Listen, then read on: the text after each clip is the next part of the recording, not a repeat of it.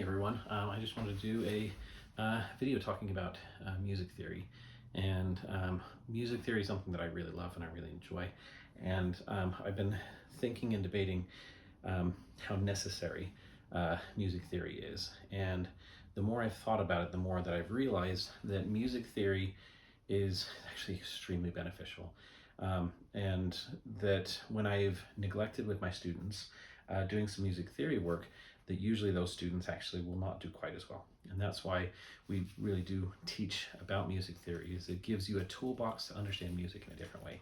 So yeah, I'm hoping to do, number one, my hope is that this is a fun, enjoyable video, that any of the theory topics that we're talking about, that you'll will enjoy what we're talking about with it. It'll help you understand music at a deeper level, and that it'll make your playing, whether that's an instrument or whether it's singing or piano, anything that you do in music, that you'll have a deeper understanding of that. So the first thing that I want to talk about today are three musical elements. I'm going to call these three basic musical elements. The first is that I'm going to talk about is the length of time that notes, that certain sounds are held for, and how those sounds being held longer or shorter in relationship to other can create a certain feeling, a certain drive or pulse within music, and we call that rhythm. And rhythm is that relationship of timing on different sounds that we make. We also have the sounds themselves, and how high those sounds are, how low they are. We're going to call that a pitch. And one of the main musical elements that we're going to have is going to be how those pitches line up together, and how we kind of perceive those pitches across a spectrum, as if we smush them together, how they line up. And we call that element in music, we call that harmony. And then we have how pitches flow from one note to another, how they create a shape over time, and how fast those are moving. That's all part of so how fast those pitches are moving relative over time with the pitches. So it's kind of this harmony and rhythm sort of combined together a little bit, and we call that idea melody.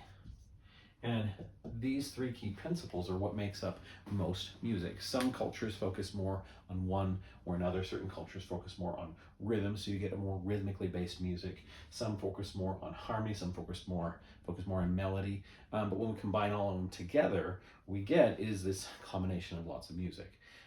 So today my specific focus was going to be on rhythm. And I want to talk about how we think about rhythm, and a lot of this comes down to traditions that we've been handed down. Now, I need to point out that art is not a static thing, right? And it's a very developing thing. And with art, there's so much subjectivity to it, so much that is personal opinion. Is it good art? Is it bad art? There's definitely some art that you could look at it and say, oh, that's probably not good art, and some art that you can look at and say, oh yes, that's amazing art, and some that's kind of it's hard to define what makes really good art. And with that though, I just wanted to point out that a lot of our traditions and how we do this, it comes down to the rules that we all agree to follow, and the shared cultural experience of that art. So there's certain things I'm going to use for an example. If you listen to a lot of movies, if you're watching a movie action scene and you hear this scream like, "Whoa!" You'll hear that scream like all over, and that's kind of a filmmaker joke, that it's a reference to a lot of these other screams, this same exact scream taken from an earlier movie, and this scream then gets used in other movies. So it's kind of a cultural reference that people hear this and like, oh yeah, I hear that. And so a lot of our concepts of most music is going to be based on these shared cultural experiences, and it has meaning. Why? Because we agree that it has meaning. Dr. Steven Pinkering actually did a great TED talk talking a little bit about this. And for our sake, though, I want you to not be too worried about why exactly we decided to do it the way that we've done it. There's some deep root meanings that might be based in just how we as human beings perceive sound and other things, but there's some that are just cultural. And I can't really give you a good definition of what is innate musical human experience and what is just culturally based. Some definitely, you can know that that's okay. This is a specific culture, but and before we dive into too much of this, I just wanted you to know that that is what we're going to be talking about. With a lot of this is this is the way we do it. Why? Because that's the way that we've decided to do it. So I like to talk about rhythm first in terms of how we write it on the page, just to give us a mental construct, a way, kind of a vocabulary that we can share. And for this, I think of a pie. I actually had a student once say her favorite pie was bubblegum pie, which sounds absolutely disgusting to me. But she liked it. I don't think I think it was bubblegum flavored something or other. I don't think it was bubblegum in the pie. But I start with this because I want to then say, what happens if I cut this in half? I'm going to now have two halves, roughly half. And with those halves, I could keep cutting. And now I have 4/4 of a pie.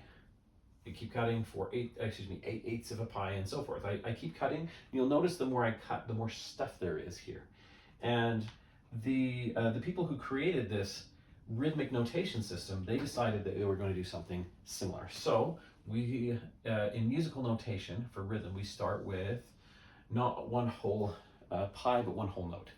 So you've got that there, and we're going to say that this whole note is going to be 4 beats, right? And that's kind of our starting spot, is this hole right here. Now that does bring me up to something I need to talk about, which is beats. And a beat is this sense, this feeling of movement of sort of one step to another. Now the beat itself is not always going to be the same. And there might be a song where this is the beat. Maybe it's a more happy song, or maybe it's a more anxious song. And so you're going to have that as your beat. If it's a more lethargic song, kind of a calmer song, that might be your beat right there. And so when we say this, it's 4 beats long, we're just going to refer to that as whatever that is right there. This kind of pulsing movement right there. So that is going to be our beat. So we're going to call this whole note, we're going to say that that is 4 beats long. Now, if I wanted to, I could take this and I could divide it in half in a similar way we did with that pie a second ago. We're going to add something to it. So I'm going to take, I've got that, and I've added a stem. Now, just so you know, the stem can be down or it can be up. The main reason, if it's down or if it's up, if I've got a note here, I'm probably not going to put the stem up because it kind of gets in the way of that right there. So sometimes it's for efficiency on the page that we do it one way or another. Sometimes it's to convey other information. But down or up, it's still just half of the whole, or what we would call a half note. So we've got our half there, and our whole there. And because this is half of the whole, it's going to be half of 4, which is 2. That. So we've got 2 beats here. And now to kind of see how this sounds, because I want you to understand kind of the context of these. So if I have the whole note, I'm going to sing a note and hold it for 4 beats. Ba, ba, ba. And you can see that I'm holding it for that full length of those 4 beats like that. If I have the half note, it's only going to be held for 2 beats. Ba, ba, ba, ba. And from here, I can actually keep cutting by adding stuff. I was going to take my half note and I'm going to fill in the middle. And when I fill in the middle there, that's going to cut it in half from the half, which is going to make it a quarter note. And it's half of the 2, so that makes it 1, like that. So these are those basics right there. If you're in a different area of the world, you might refer to these as quavers, semi-quavers, and other things. I don't know that system too well, referring to that. At least where I'm living, we refer to them as whole note, half note, quarter note. And so that's the basic rhythms right here. And at this point, I love that this actually becomes a consistent system. Because after this, I'll show you in just a second here, but we got our quarter notes. To cut them in half, we put a beam like that. This is one way that we show. Now, we're going to say that this is half a beat, and it would be eighth notes. Da, da, da, da, da, da, da. I'm sticking two of them into a single beat. Da, da, da, da, da, da, da, da. And there is a way that we write this if it's just one single one by itself. The reason being, if I've got my note right here and I put a beam, I might just lose it with all of these lines, and it won't be really clear that it is an eighth note. So most of the time what we do in that circumstance is instead of the little beam, we'll actually do a flag. Oh, I did that flag terrible. All right, hold on. Flag like that. And still eighth notes right there. And at this point, again, this is where this system of dividing in half becomes consistent, because I can take that, I'm running out of room here, I'm gonna erase some of this right here so you can see the rest of this. If I want to divide my eighth notes I've got here, if I want to divide those in half, I'm going to add another beam. Or if it's one single one by itself, I'm going to add another flag like that. And then these become half of the eighth notes, which would be 16th notes. 4 of these in a single beat. And yeah, that's the basic of this right here. But we could keep cutting. We could keep cutting, and we could have a set of notes that have 3 beams, which would be 32nd notes. Could have 4 beams, 64th notes. I have seen that before. It doesn't happen often. Most of the time, we're not going to be dealing with 5 beams. We're not going to deal with 128 notes too often. So that is the system of how we write the sounds themselves, how long we hold those for. We also have the way that we write silences, because silence and silence becoming before and after the sounds is what can give the sounds more meaning. So silence actually becomes a large part of what we're writing when we're writing music, and so we need to indicate how long we hold a silence for. I had a friend who told me the way to remember these right here, at least the way that I like to remember it. Here's one of the staff lines, and we have this all filled in like that. If it's below the staff line, like that, excuse me, usually it's up. Usually it's written right there when we write a rest or silence like that. With this right here, it is like somebody's tipped their hat off. And my friend said, well, a whole gentleman will tip his hat to you, take his hat off to you. Half a gentleman won't. So we've got, not the only way to remember it, I just think that's funny. I usually like to tell a poop story actually at this point, which is the reason in the 1800s it was so polite to tip your hat, such a mark of honor and respect. It's because you wore a hat because they didn't have working toilets inside, and people would often take their pots, their chamber pots, and they just throw them out the window. So you really wanted a hat and cloak. And so it was a very big mark of respect when you took your hat off to somebody. And you know, you were saying, I respect you so much, I'm going to remove my headwear and risk being soiled. And just like before, half of the whole is going to be 2 beats for that half note. And the way we indicate quarter note rest, and I should explain actually, these are all what we refer to as rests right here. Places where we hold a silence for a certain amount of time. If I do a quarter rest, I'm never too great with these. It's a little funny looking 3 right there, and that would be 1 beat. There are occasions where some older music, they actually write this slightly differently, which is a backwards eighth note, which I'll show you that in a second. But most of the time, this is what's pretty standard. Occasionally, again, you'll see something that looks like an eighth rest that's flipped around, and it would also be a quarter rest. It looks like I never do them, so it looks like that. It's weird. I don't like it when I see it, but so now we've got eighth rests, and they have this little kind of flag on the side like that, and that would be an eighth rest, which would be half a beat again. And this is where we have our consistent system of breaking this in half like we have with our notes. So a 16th rest has two of those little flags right there along the side. So that would be 16. And then 3 would be 32nd, and so on and so forth. And that's, yeah, the basic system of rests and pitches that we've got. One more thing I want to dive into today, which is, there's my eraser. One more thing I wanted to dive into today is the concept of a measure and a time signature. Now, a time signature, what it is there for is to kind of give us a feeling of emphasis on certain notes. In language, we do this so innately that sometimes we don't think about which sounds, in a particular word are supposed to be emphasized. But if you're learning another language, this becomes really important to understand like which part of the word is stressed. My name is Timothy, and if I say Timothy, it sounds weird, right? Or Timothy, this is better, but it's still kind of odd that Tim in Timothy, that's really what gets emphasized with that. And so a time signature is there to kind of show you which parts need to be more emphasized.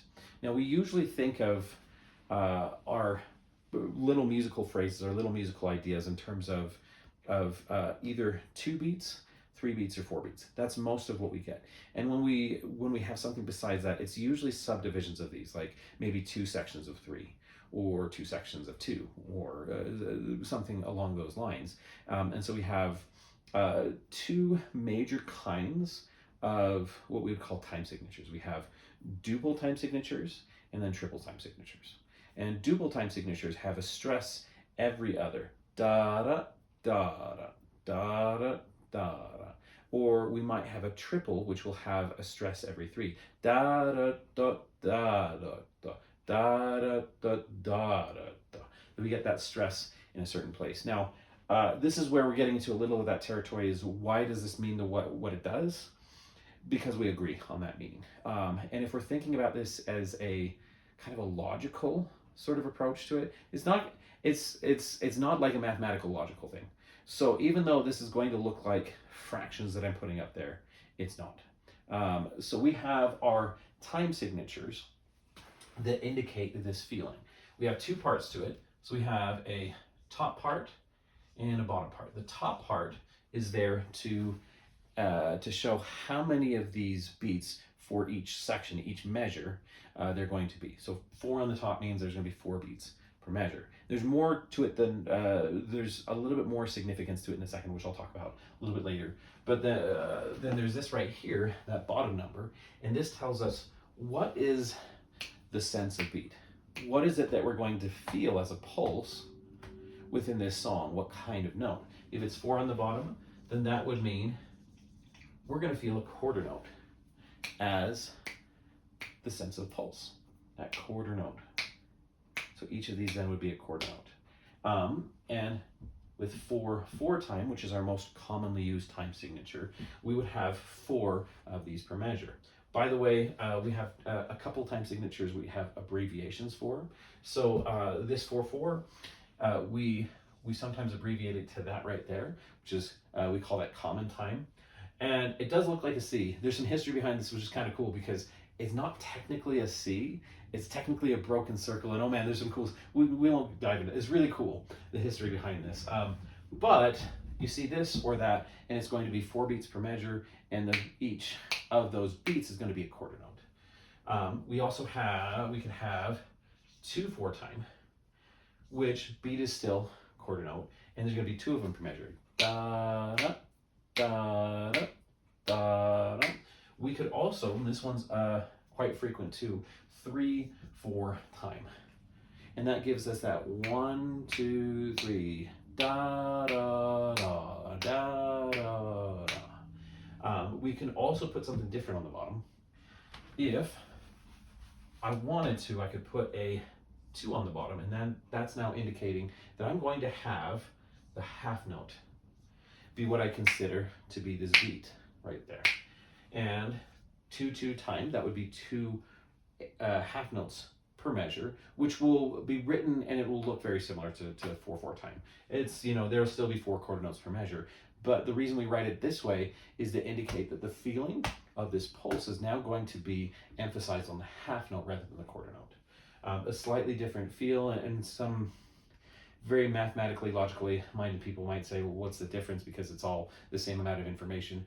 But there's a subtle connotation to this that's slightly different, and that's kind of, yeah, again, as logical people, it's like, why would you do that?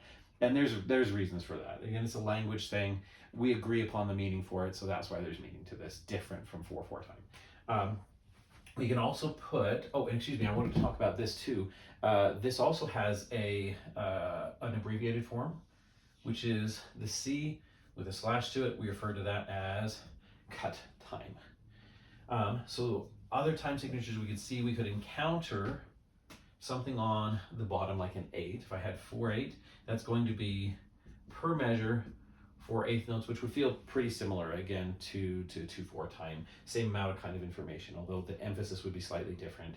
And there's another one I don't really want to dive into right now, because it's better to have a good solid grounding and understanding of the basic time signatures before we get into something called compound meter or mixed meter. But there are such time signatures as 6 8, and 6 8 is technically not 6 individual beats per measure that are each eighth notes. We still, there's still going to be that eighth note in there. There's going to be still 6 eighth notes per measure, but we actually feel it as 2 subsets of 3. And within this class, there's like 9 8 or 9 4 or 12 on the top, 12 8, 12 4. Those multiples of 3 on the top are going to give you this different kind of a feel, which is what we refer to as compound meter. And then there's also some other cool ones like 5 8, which we don't feel 1 2 3 4 5, 1 2 3 4 5. What we feel is either a 2 and a 3, 1 2 1 2 3, 1 2 1 2 3, or we feel a 3 and a 2, 1 2 3 1 2 1 2 3 1 2 1, and lots of cool stuff that you get mixed in here then. And all of that's a little bit too much for today. But yeah, I hope this video is helpful. Please leave a comment, ideally kindly, if you have some critiques for me, some things that you'd like to see different, or some things you'd like to see explained beyond what we just talked about. Yeah, like the video, share it, and yeah, just subscribe if you want to see more content like this. Especially if you leave a comment on the video talking about what you'd like to see more of as far as music theory goes. That'll be really helpful, so I know how to gear my future videos coming up. And yeah, thanks for watching, and I'll see you in the next one.